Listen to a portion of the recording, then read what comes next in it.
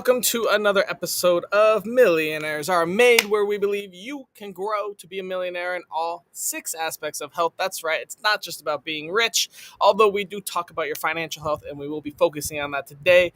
We also share tips and have episodes on your physical health, your mental health, spiritual health, social health, and your intellectual health. So check out all of our episodes. But for today's topic, we're going to be asking the question, if I wanted to improve my financial health by starting a business, what piece of advice would you give me? If you have never seen Millionaires Are Made, it's a show built on the fundamental belief that every person you meet knows something you don't, and there's something to be learned from everyone in this big, beautiful world. So we've gone out and brought 3 awesome guests to come give us tips on how to improve our financial health with starting a business. And in the spirit of authenticity, to try to remove as much bias as possible, we don't talk about our tips or advice before the show starts. So what you're about to hear is from their own life journey with no bias or persuasion, just some real authentic tips in their own life. Audience, this is a very interactive show. Please ask all your questions throughout the show. Comment. We will ask them live to our guests, put them in the hot seat. If you are a follower of ours, we are going to do a couple shout outs right now. So thank you so much. On Facebook, Bernadette George, Instagram, Rhino Hurst, TikTok, Greg Baird, and YouTube, John Francis Boyle. Thank you all so much for following us. If you want a shout out, feel free to follow us on socials, and perhaps you will be on a shout out next week. If you want to be a guest on our show, we would love to have you. We don't really have any rules or anything other than come share some knowledge with the world and help us all grow. The link's being dropped right now. If you have any piece of advice, I know you do, sign up, be a guest. We'd love to have you on. And if there's something in your life that's holding you back, maybe you're lost, maybe you're struggling, maybe you're not as financially sound as you wish, let us know. We always want topic ideas. We love topic ideas, and we need more topic ideas. Shoot us a topic. We will go out and find 3 awesome guests and bring back lots of life advice for you to hopefully get you through that hump. And of course, if you like what we do, please like, comment, share, send stars, subscribe, whatever it is on whatever medium you're watching this. And we thank you so much. If you do love what we do, giving out free advice, I love to do that as well. It's one of my favorite things in the world. I do have a free growth consultation. If you want to sign up and talk to me one-on-one, I will tell you everything I know and hopefully can help you learn quite a lot. This episode is sponsored by 4 awesome sponsors. First, we have Sarah Jones, who used to be buried in debt and was in a marriage that was failing, but was making more money than ever before. She knew that there had to be a better way. Following one of the big name programs for getting out of debt resulted in shame, debt, more debt, and living a life that felt awful. So she set out and focused and learned and found a way through the money mess to restore her marriage and use the money they were making to work for them and not against them. Now Sarah travels the whole country with her husband in an RV and is a financial coach helping people build healthy financial foundations. She's awesome. Next up, we have Craig Setkowski, who is an amazing, oh man, this guy's crazy. His life exemplifies resilience and transformation. He's a 9/11 World Trade Center volunteer and a lung cancer survivor, had childhood trauma, addiction, and adversity, and is now a certified Les Brown Power Voice speaker, investor, and mentor. Craig is awesome. Go check him out. He will challenge your societal norms and encourage you to have self-discovery, authenticity, and personal growth. Our next sponsor is Samir Dasani, who is a amazing health and nutrition coach. A lot of his is against societal norms as well. He's pretty awesome. Taught me so much stuff about nutrition. He had years and years of declining health and discovered traditional eating practices where he did lots of his focus, and he's currently studying to get another PhD in anthropology. He's fantastic. Go check him out. His link's being dropped. And our final sponsor for this episode is Jesse Lewis, who is a hilarious and funny, crazy hypnotist. He brings unforgettable entertainment to all events. You should definitely go check him out. Hilarious interactive shows guaranteed to amaze and engage your guests. All right, without further ado, we are going to bring out our first guest. His name is David. David, I have a question for you. If I wanted to improve my financial health by starting a business, what piece of advice would you give me? Yeah, man. So if you're looking at starting a business, you got to look at building a product, building a service that is not solely going to be based on the lowest price. So I know a lot of business owners, and like nobody says, "Hey, Austin, my crap is the cheapest that you can buy anywhere," or "My service is the cheapest." No, we want to build a product or a service that's so valuable that you can sell it for a premium price. I believe that human nature is for all of us to spend our resources where we see value. Not everybody's going to see value in everything that you do, but you got to build something that's so freaking valuable that enough people are going to be willing to pay for it. And that helps your cash flow. That helps all of your bottom line. And just understand, not everybody's gonna want what you have, and that's cool. Also, there's no business in the world that's for everybody. Oh, ain't that the truth? I love that. Yeah, one of the biggest things is never start a new business based on price. A lot of reasons is you'll start finding out if you do enter that why the price is where it is. You might be like, oh my gosh, I can get this so cheap and sell it there. And as soon as you start doing that, you realize, oh, this cost, oh, that cost, oh, crap, I'm not making any money. David, where on Yeah. your life journey did you learn that information? Um, so I purchased my office back in 2005. So I'm coming up on 20 years, and uh, my primary business was property and casualty insurance sales, and then I've gotten very heavily into wealth management. Um, in the insurance business, the people that are just always looking for price, price, price, price, price. I can save 38 cents by going to an online company. Fine, go. I mean, you know, what we're offering in our insurance business is we're local representation. We give advice, we help you, and sometimes that may cost a little bit more. Now, my financial advisory practice, we charge for financial plans. So and sometimes it's several $1,000s, and people who are truly serious about getting ahead financially and making the right decisions, they need a paid plan because these a lot of financial advisors do like a free financial plan. Well, then they have to make it look like you have to buy some of their products in order to make it worth their time. So, um, you know, in my career as an entrepreneur, I've just learned that you gotta first of all deliver the value that's worth something, and then you got to look for those customers that believe that what you're selling is worth it. No question. No questions at all. Anything else you would like to add, David, about the price strategy of starting a business? Do you know? Can you give any examples of companies that started out with just price and did not make it? Every local contractor that does any type of construction work, everybody's thinking, I can remodel your bathroom for cheaper.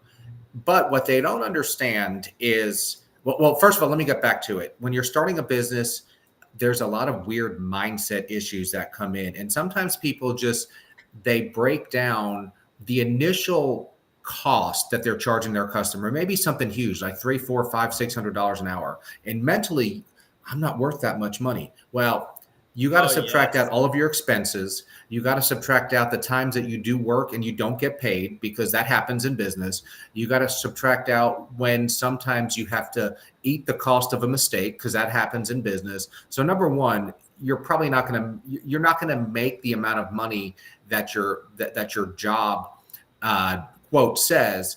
So, and you got to remember that every business, and I know Tiffany probably is going to have some really good insight on this, but businesses need revenue because mistakes happen, emergency expenses happen. You got to have revenue, but you can't possibly plan for everything. So you got to get into that mindset of, my business needs to charge the amount that it needs to charge in order to provide margin. Margin's hugely important in order to provide capital for expansion, for improvement. And then also there's this word that I like, but a lot of people get kind of, they don't quite understand it. Profit, right? I mean, profit's not a bad thing. I Profit's a good agree. thing. I mean, you don't want to be, people call themselves self-employed or business owners. But when you're in that beginning stage, or if you never get out of the beginning stage, you're really just, you have a job with the worst boss in the world, who's yourself. So revenue and charging the right amounts allows you to grow, because every dollar you take in, you don't get to keep that money. You have to put some of it back into the business to grow. You have to hire business coaches. You have to hire, you have to, put money away for taxes on a quarterly basis. All of these things that I think a lot of new business owners don't think about, and they get into business and they say, I can do this cheaper than other people, and oftentimes I can't. I'm glad you brought up profit, because especially with Elon Musk and all these billionaires and people, profit has lately gotten a negative term. And I was Absolutely. doing a little analysis last night actually, and it was funny. Milton Friedman's a famous economist, and his biggest thing is the reason to start a business: firms are created for profit. And he's like, now profit, and back then profit was a good thing. Everyone wanted it, this and that. But realistically, profit is essentially the reward for the risk you took to start the business. Right? Hmm. If there was no profit, nobody would be starting businesses. There'd be no efficiency solved. There'd be no innovation, because there's no reward. The reward is the potential profit. And so many people that are anti-profit, anti this, anti that, it's just like, I don't think you guys get how much work and effort it goes in, and how many people fail and empty out their life savings to start a business trying to get that profit. So when you talk about these guys that have massive amounts of profit, I mean, if you don't agree with them, then just stop buying their fucking shit is the first start. Your dollar is your Yeah. vote. If you don't get, don't do it. But essentially, we wouldn't have electric cars, rockets going to the moon, this computer, the social media that we all use, if there wasn't a profit incentive in our society. So let's get profit back on good terms, because it definitely innovates and rewards people that improve society. Yeah, profit, definitely not a bad word. I remember a time where like millionaire and billionaire would have been kind of a compliment. Now it's almost an insult in today's society that, all these mean, evil, Yeah. rich billionaires. Well, number one, billionaires, most of them, give a whole lot of money away, Hmm. and fund hospitals and charities. And number two, we are all paid based on how easy it is to replace us. And that's a simple truth that I don't even necessarily like. But these millionaires and billionaires, they're really hard to replace, because they have something and they've built something that we haven't. So yeah, profit, hugely important. But especially if you're a small business owner starting up and you're just bootstrapping, it's okay to make a profit, and get that like ingrained in your head that this business needs to be profitable. You can't take many jobs at a loss over time, Yeah. unless there's a Yeah. really good reason to have a loss leader. But there almost never is. I mean, you got to build profit, you got to build margin in, or else you're one or two mistakes away from not having the capital to pay next month's expenses. So, and then as a business owner, just know it's not going to be exactly what you think it's going to be, the life of a business owner. And it's going to be harder in some ways. It's going to be easier in other ways. But most of your days are not the same when you're a business owner. Yeah, and the one thing, real quick, we're gonna have to move on to our next guest, but I do like that you said mindset. So as I was talking to you before, I'm trying to build a blueprint to go from poverty to financially free, and it's gonna be like a whole life's work. I already know I took on a giant challenge, but the first, like, I have like 1,500 like topics right now, chapters, but the first like 50 is just mindset. There is enough money for me to be a millionaire. There is this, there is that. I can do it, all that. And that mentality is, I mean, a lot of what sets, if you go interview entrepreneurs, it's like, don't quit, don't do this, I can do it. You have to believe in yourself. And all of that can be taught, and not many people have it. So that's kind of the first thing. So I'm glad you touched on mindset. Thank you so much, David. We're going to move on to our next guest, Tiffany. Tiffany, who are you? I am the energetic CFO. I'm a mom of 3 boys. Next one's coming this summer. So we've got 2 here, one in utero. Congratulations. Thank you. It's crazy. Just chaos.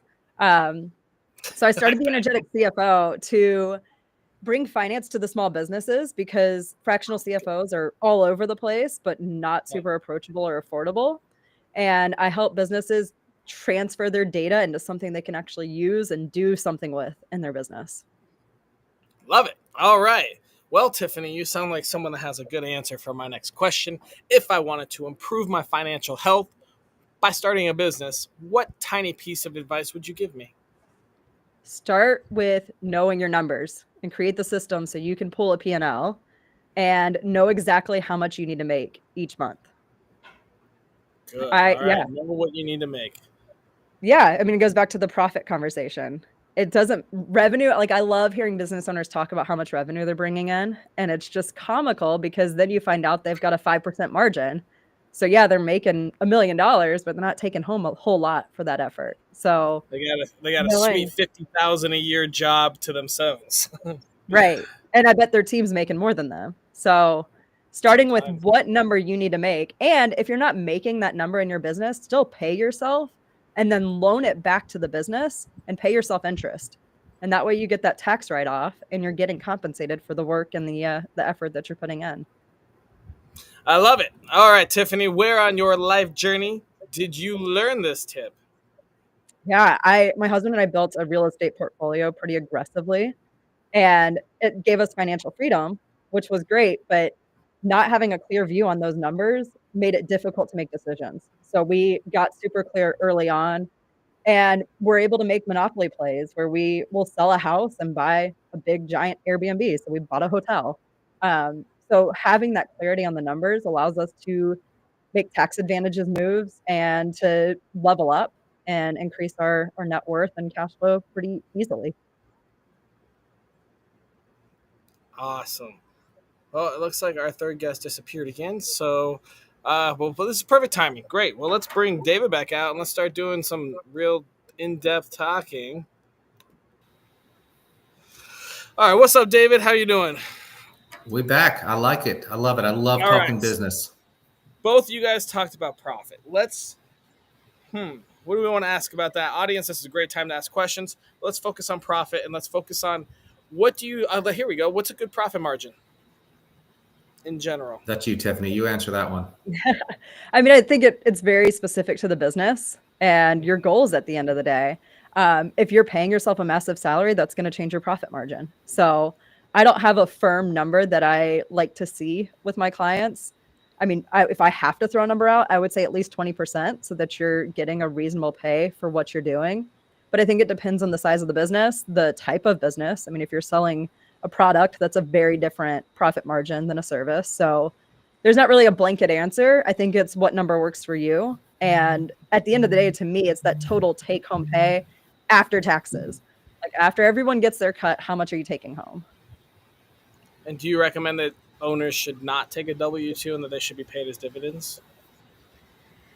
I mean, that gets into like tax strategy and legalities that I am not an expert in. But I would say pay yourself the amount that you're required to as that reasonable salary, if you're an S corp especially, and then the rest take as dividends. Take as much as dividends as you can, so that you're not paying all the extra tax on it. All right, let's go back to basics. Starting a business. What are the first steps that you should do? Let's continue with Tiffany. So Tiffany, you're saying, the very first steps. What should you do to run your numbers? You have to have your numbers right. So what numbers are we Yeah. talking about here? P&Ls, Well, balance sheets. Um, absolutely. Yeah, get a bank account and a credit card if you're going to use credit cards. That is for the business, not in your personal. And if you're running it as a sole proprietor, that's cool. Just have a separate account, even if it's in your personal name, so that you can quickly pull those numbers. And then get some kind of accounting software. I personally love Wave. It's really low cost, pretty user friendly. QuickBooks is kind of the favorite of accountants, but to me, it's cumbersome as a business owner, and I'm not a huge fan. So use what works for you, though. Create a system, even if it's just using spreadsheets and downloading your stuff every month. You can do that. It's a lot easier to use some software, but make sure you can at least see where your P&L lands and categorize those expenses appropriately so that you can go pull a P&L and a balance sheet and see how much profit you're actually making. and then let's go back to you, David. So you said make sure you have a profit. What are some things that business owners overlook when they start? When you're trying to, I mean, you have your P&Ls, you have your balance sheet, and you're trying to figure out how much profit you're going to make. You have this product that costs $100. You're like, I could totally find it for $80. What are costs that you might not think about that you should be thinking about when you're starting a business or thinking about starting a business? Yeah. So one that comes to mind is insurance, and insurance can be a pretty substantial cost to a business. But there are numerous types of insurance. I mean, if you have a physical location, if I slip and fall, do you want to pay for my injuries or do you want your insurance company? If you make a mistake professionally, do you want to pay my losses or do you want your professional liability to pay for my losses? So you have a lot of those things, and again, insurance can be a fairly major cost. I think a lot of small businesses also, when they're starting, especially if they've never owned a business, they don't factor taxes in. They don't factor in payroll taxes. They don't factor in income taxes. They don't factor in those things because typically what happens is someone who wants to start a small business is they know their trade. So like a house builder knows how to build houses. A plumber knows how to work with plumbing, but they don't know how to keep track of payroll records for their workers' comp insurance. They don't know how to make quarterly tax returns. They don't know how to work with Tiffany or somebody like Tiffany to decide, am I making enough money on margin? And then maybe they don't work with someone like me when they grow a little bit to put retirement plans and things like that in place. So all of the non kind of what you would think the cost of goods sold expenses can really add up, and they need to be built into the price substantially. A lot of legitimate businesses have to charge more than businesses that are paying labor under the table because there's less expenses. So, do you want the guy with actual insurance building your house, or do you want the guy who's paying day labor under the table and doesn't have insurance? And then when your house falls down, there's nobody to rebuild it. Yeah, and another thing, I mean, a lot of times people just base their price off others. I want to be 5% cheaper or 10% more or this or that. And I mean, really, if you're not running your numbers, you're never going to know what you can charge or what you should be charging. I have businesses perceived value too. Yeah, I have businesses where I'm the cheapest. I have the businesses where I'm the most expensive, and each of them have their own different industry and their niche. Yeah, it's an interesting concept, but I mean, before you start, pricing structure in itself is going to be a few chapters, but is a whole new strategy. I mean, you might want to talk to someone, a pricing coach or a business coach, about how to price your product or your service. And especially, I mean, if your service took you 10 years to get a degree or to get licensed or certified, that's a lot of time that you got to cover up for. So it looks like Johnny's back on. He was having some issues, so we're going to bring him into this conversation real quick. Johnny, you all good? There I am.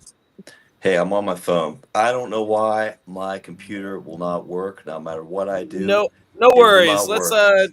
Let's talk a little bit about what tip do you have to improve your financial health and starting a business? The main thing, if you're starting a business, is consistency. And Good. a lot of people are lazy. They don't want to do any work. They don't want to put in any effort.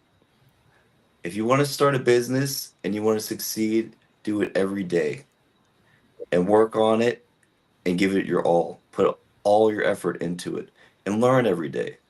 So it's consistency, and it is being able to understand where your errors are and fix them.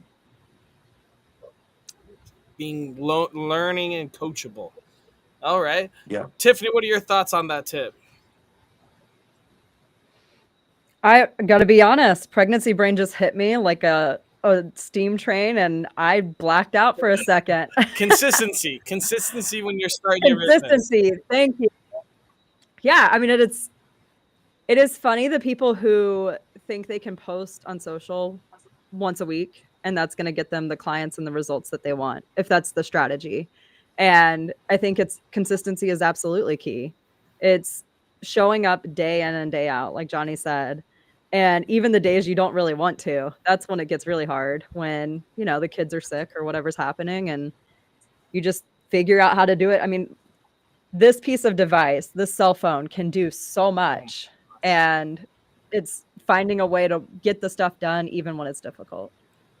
Showing up and discipline. Yeah. David, what are your thoughts on Johnny's tip there? When your name is on the sign or you own the business, you're really the last line of defense, and it can be hard. So yes, you have to be disciplined. You have to do hard things. and you have to do the things that nobody else wants to do in order to reap those rewards. So you can't pass the buck to anybody else when you own the business. So yeah, discipline and consistency, hugely important. I think it's really important to do the little things every day, and then over time, you do the 2 or 3 or 4 or 5 little things every day. You do all those for a year, you've done 1,500 little things, and even if half of them were successful, you've made progress. So you're definitely not going to solve the world's problems in a day. You're not going to become hugely profitable overnight, but over time you can certainly do it and then end up with either a cool Zoom background or an actual Zoom background of the ocean and the mountains there.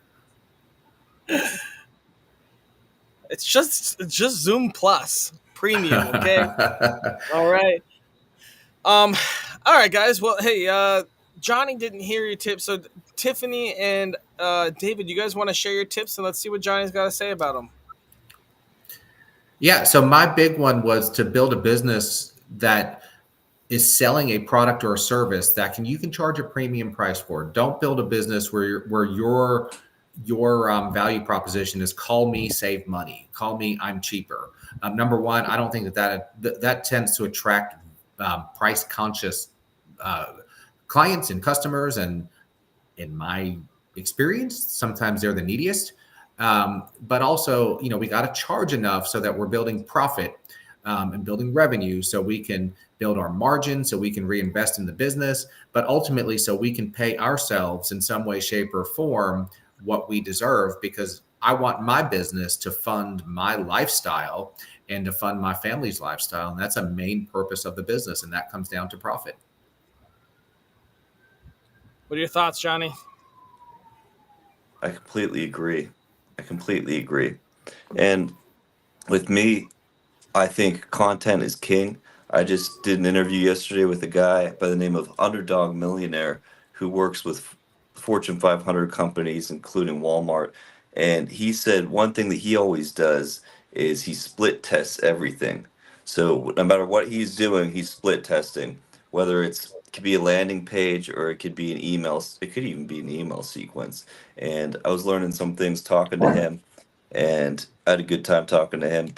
And the other thing is, like, your mindset is so important too, because if you have a negative mindset and you're just full of negative thoughts, you're not going to attract the right people to work with and build a great team. If you have a positive team and you have the same goals and you're motivated, it is almost like a snowball effect. It compounds and it makes you even better as a person and as a team. I like it. Tiffany, do you want to share real quick what your tip was? Yeah, absolutely. So I was saying to have the systems in place to know your numbers so you can actually pull a P&L and see how the finances look. And then making sure that, again, profit came up, of knowing how much you need to take home each month so that you're paying yourself appropriately and not having just an expensive hobby. Johnny, thoughts? Yeah, I completely agree. I actually completely agree. I think systems are so important. This is for my background drop. Just clip it on. Yeah. Yeah, systems are Mine so too. important. Clip yours on too to your ocean. Yeah, No, it's clipped right I there. think Yeah. I think that systems are crucial. And that's what I was talking to him about. He said he runs 9 businesses and he sold countless businesses.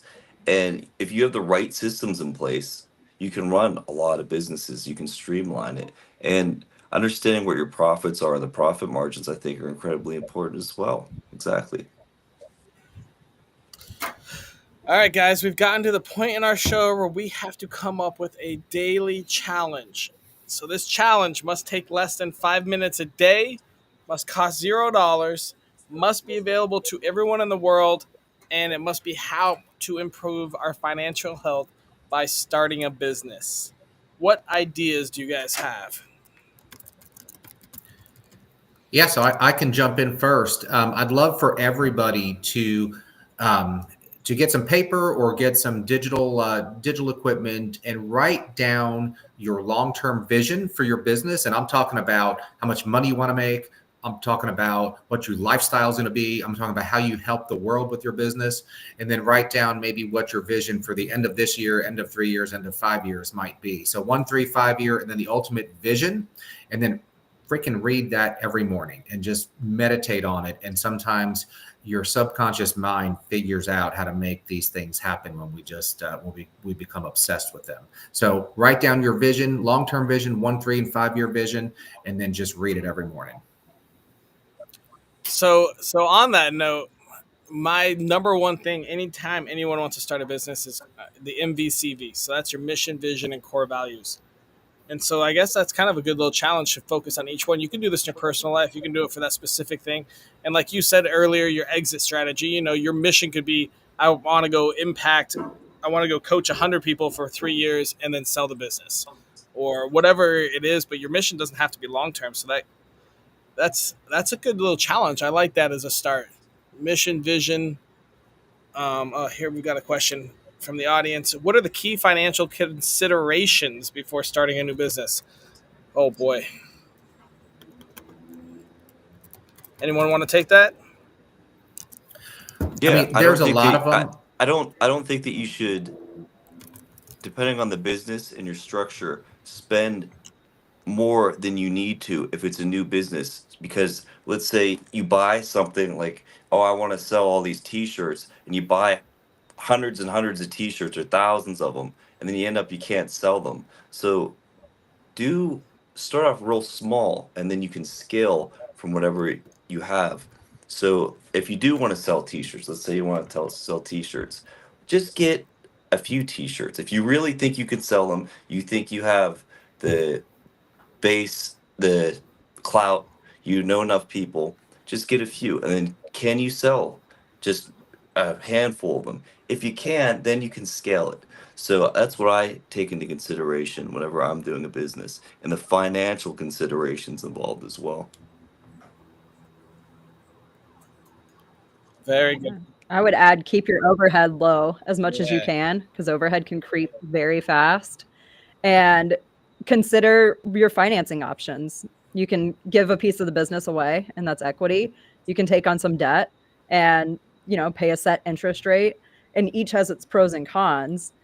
Not all debt is as bad as some people like to make you think, but also, like Johnny said, you want to make sure it's something that's going to make you money, and don't go buy a million t-shirts thinking you're going to sell them. Maybe do a pre-order and see how much volume you're getting from a pre-order, and leverage the finances as needed, but slowly but surely.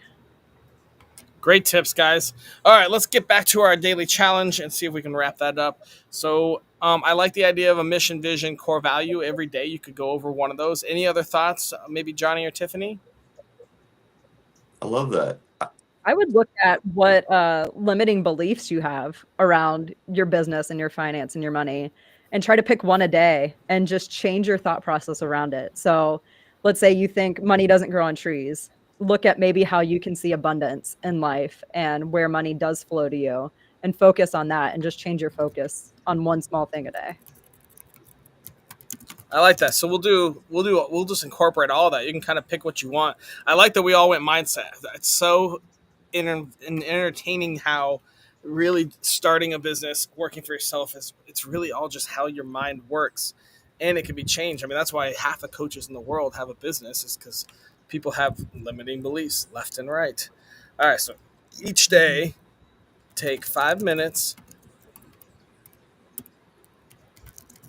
to think about either your mission, your vision, your core values, which you can pick any one of those and sit and think about those if they're good, or your limiting beliefs. And then I'm going to add, post your thoughts about one topic on socials, just so it's public too. You can write it in a journal if you want. Cool. Any other thoughts before we wrap up this episode?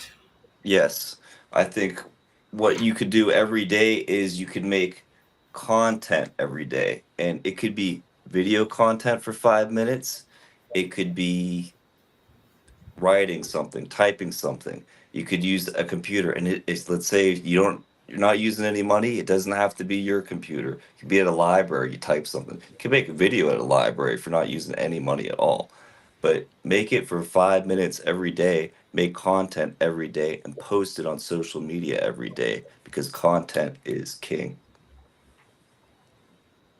I mean, the content could be your mission, your vision, your core values, all that kind of stuff. I mean, you can take 5 minutes just talking about your mission, 5 minutes talking about a core value or a limiting belief and how you're changing that limiting belief. What great ideas for content that probably everyone that does content has done. If not, do it. Go do it. If you don't have a video of you and your mission, you are way behind everyone. Awesome. Good tips. Thank you so much, Johnny. All right, guys. Well, I'm going to wrap up the show here. Thank you all for coming out so much. We now have an awesome daily challenge. Daily challenge is to create some content, either type it or video, something about your mission, your vision, your core values, or one of your limiting beliefs. Thank you all so much for coming. Hopefully, you learned a little bit on how to improve your financial